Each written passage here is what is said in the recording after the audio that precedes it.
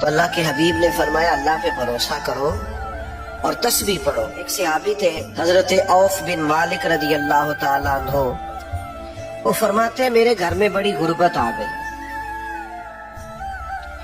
اور ساتھ یہ ہوا کہ میرا بیٹا بھی کفار نے قید کر لیا،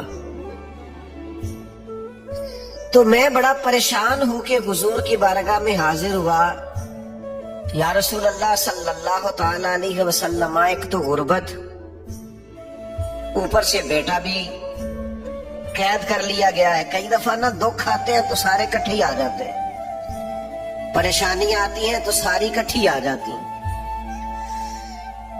تو عرض کرنے لگے یا رسول اللہ صلی اللہ تعالی علیہ وسلم، ایک تو غریبی ہے، حالات ایسے ہیں، اوپر سے بیٹے کو کفار نے اغوا کر لیا۔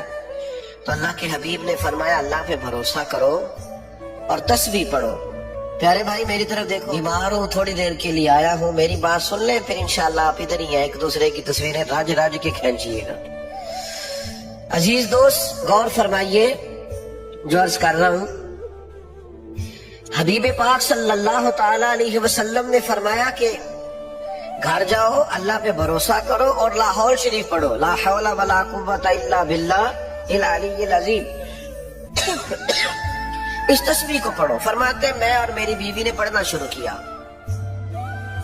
اللہ کی ذات پہ بھروسہ اور اس تسبیح کو پڑھو۔ فرماتے ہم پڑھ رہے تھے، بھروسہ اللہ پہ تھا، دروازے پہ دستک ہوئی، باہر گئے تو اللہ نے فضل کیا، بیٹا دروازے پر موجود تھا اور اکیلا نہیں آیا، 400 بکریاں بھی ساتھ لایا۔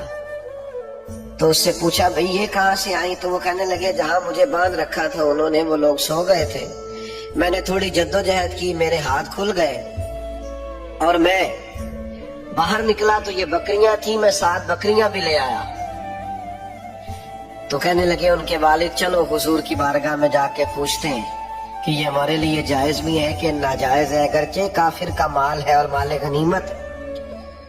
تو حضور سے جا کے پوچھا تو محبوب فرمانے لگے یہ سارا میرے رب نے تیرے لیے بندوبست فرمایا ہے۔